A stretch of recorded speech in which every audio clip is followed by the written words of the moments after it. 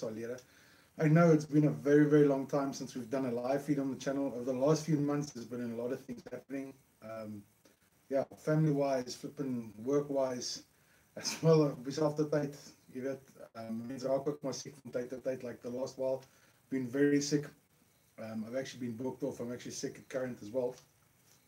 But yeah, nonetheless, so we're starting again with Wednesday Night Live. We're starting to rebuild. We're carrying on with the page. We're going to get it back to where the other page was before we lost it. And that's our objective. So I don't know how many of you tuned in tonight, because recently I've also found out something very strange. A few people have been contacting me and asking me about why they can't seem to like anything on the page, why they struggle to find the page, why they can't share any post. And at the beginning, I thought, you know, it's someone that's just maybe struggling with their Facebook or something. But here, after the 40th person that started asking me, I started doing investigation into it. What I did find out, though, is that apparently, according to the last update from Facebook, there's been a lot of restrictions now placed onto Facebook. I'm still trying to figure out how the algorithms is affecting everybody, how it works, how to bypass it, and so forth, and basically allow everybody to work everything on the page yet. Okay, just one moment. If as net iets wat vra op 'n stadium laat my net weet. Okay. Hoeveel mense is nou op Facebook saam met ons? None. Oh, they're none. And they? Okay, they'll get their notifications soon enough. All right. So that being said, though, quickly want to tell you guys about something. Tonight, I'm doing the usual for me, fire-baked potatoes, which is always a bit, or wedges actually, which is always the best thing in this world. And you'll usually see that I do it, especially when there's something that's very saucy, very marinated, that's dripping. Now, I love to catch those drippings on potatoes. It's always a key thing to do. It's a great way to go. Potatoes are always welcome as a side dish to anything, especially if you can do them just perfectly. So what I'm doing tonight is sticky sweet pork chops. Now, there's a little trick I learned not too long ago, because you can't treat a sticky sweet pork chop the same way you would do with a normal pork chop that's just been normally spiced. Okay. The problem is, because of that high sugar content, because of the honey and the spices, ingredients, and the sugars and so forth that's mixed into it, you get this problem that your caramelization levels are very, very high. Right? And it's not always the most desirable thing on pork chop. So there's a 5-step method that I use when it comes to doing pork chops. Whenever I'm busy with, you know, a marinade or a glaze or a basting that is excessively high in sugar content, also to avoid burning it over an open fire, because you'll notice whenever there's a very high caramelization level on something, you tend to burn something very, very easily, because that excites the fire and the fat, and it's usually a mess up. Okay, so here's the thing, and stick with me. It's a very simple process. Okay, it's 4 minutes past, so we've got 60 minutes left. So it's a 5-step process, and it starts off like this. Phase 1, or step 1, simply take your pork chops and marinate it in your marinade of choice. 4 hours minimal, overnight the best. That is always the most preferable. Okay. When you remove it from the marinade, remember, always allow the meat to reach room temperature before you step over to the fire. Okay. So, step 2. All that you need to do now is you need to sear the pork chop. That's right, you heard me say it. You need to sear a pork chop, just like you would a steak. Just give it about 30 seconds on the side on the fire. Make sure you've got a very hot fire underneath there. Just give it a good searing. Okay. Once you've seared that pork chop, all that you need to do from there is you need to go and put it back into the marinade. All right. Now, this is something I picked up from a guy that's been grilling in the food industry for the last 20 years of his life. So it helps to get your production line along. And that really nice thing is that when meat picks up heat, it does open the pores a little bit. So it does actually allow it to soak up a little bit of that sauce. That's why they always say that when you're busy with meat over fire, continue basting with a marinade sauce or with a basting sauce. Continue applying the base to it, because you want the meat to really pull it in. So now, after you've seared it, we put it back into the marinade. Now that's step 3. Okay. Step 4. Once it's rested on the side for a while, then you move over. And I'm talking about, give it about 10 minutes to rest in the marinade, and make sure that it's properly covered into the marinade. All right. Now, when we're moving from there, we're going to go back onto the fire. But here's the key trick. We are going to go into indirect heat. Now, if you have a kettle like me, you're going to move it over to indirect heat. You're going to do a simple 2-zone fire. All right, your fire is going to be on the one side, and your pork chops are going to be on the other side, directly across from the coals. Okay, with a vent placed above them.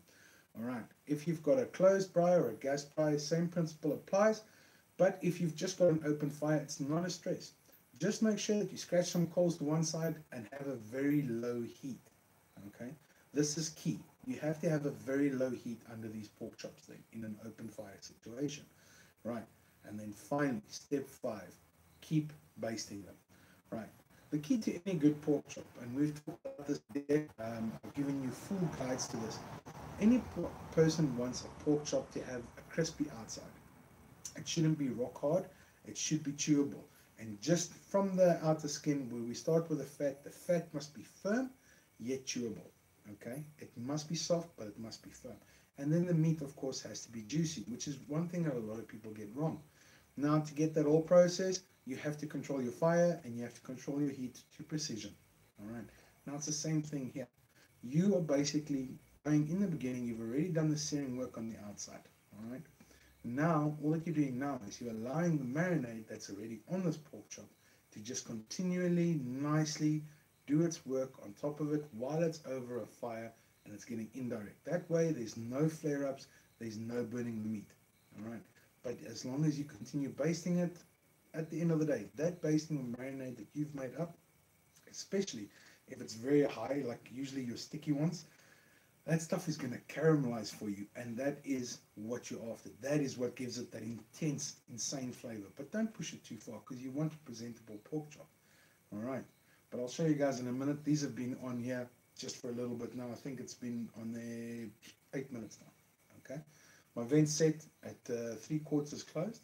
Top vent, bottom vent fully open. As I said, indirect heat, 2-zone fire. Very simple.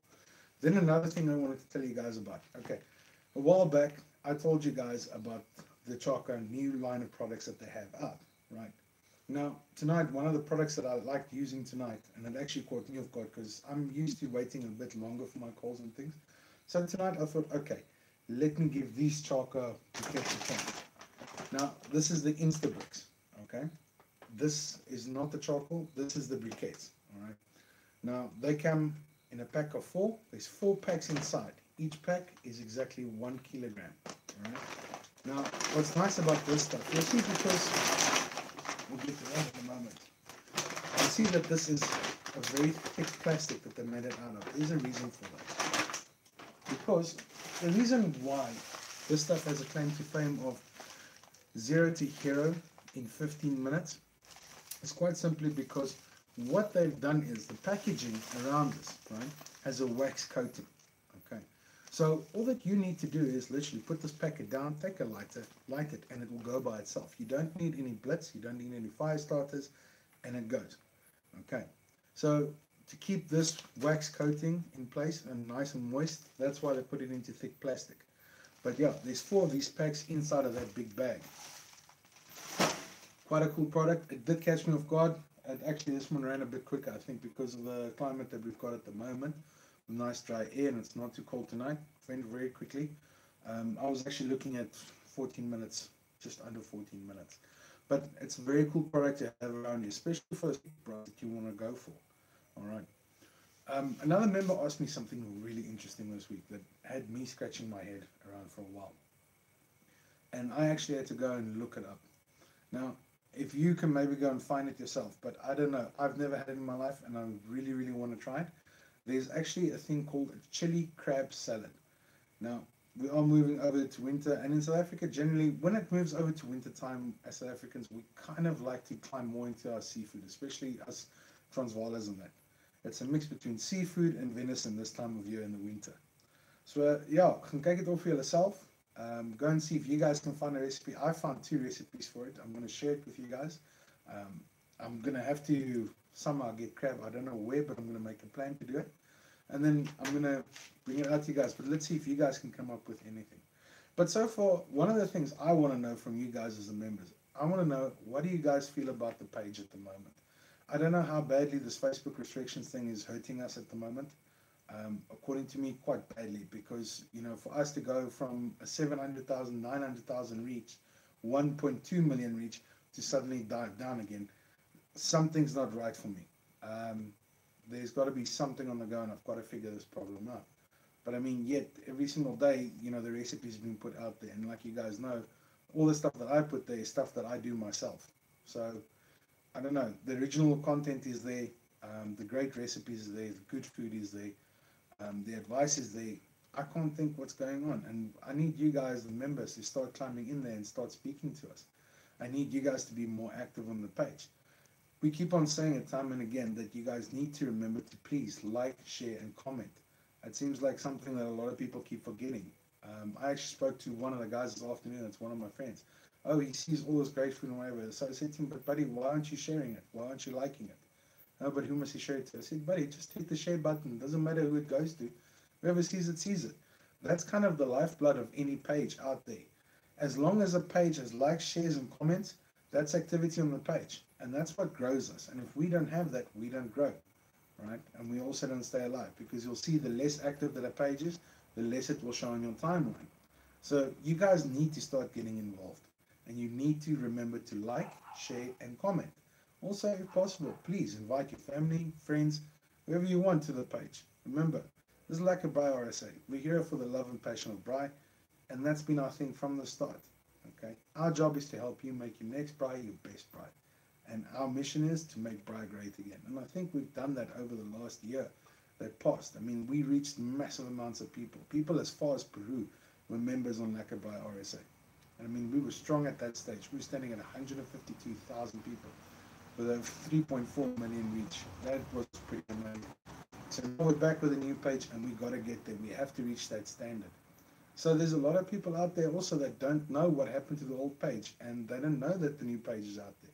That's why I'm counting on you guys out there to share. You need to share to get the page going up again.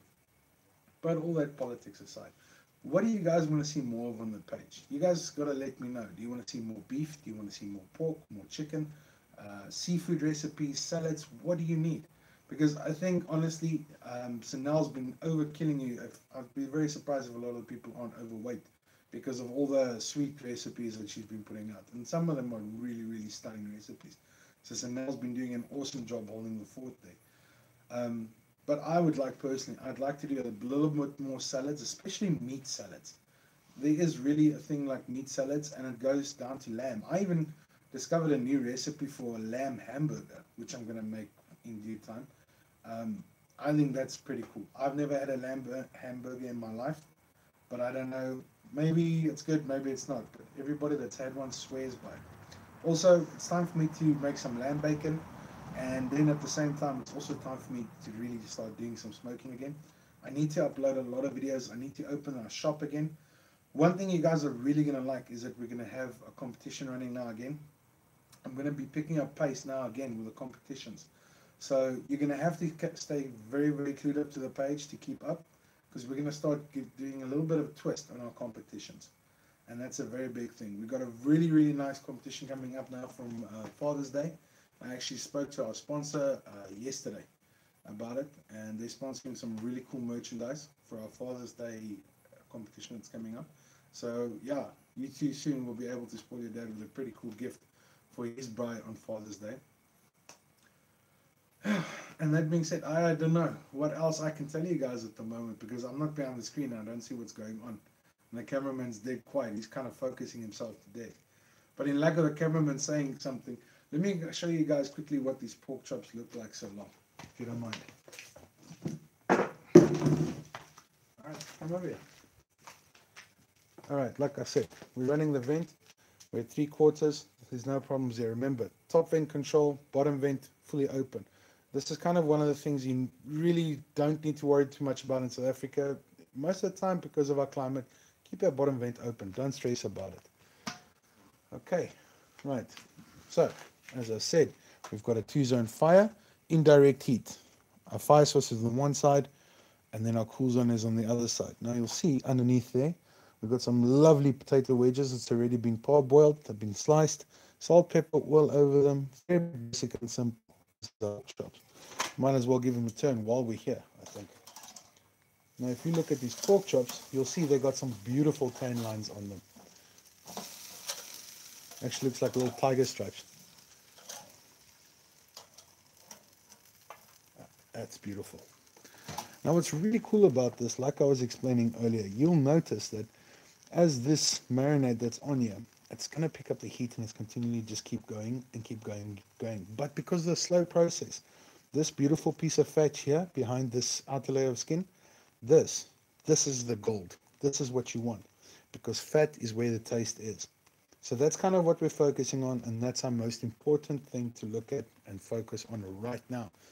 So yeah, we put the lid back on, didn't change anything, let it run. Just for those, a quick little tip.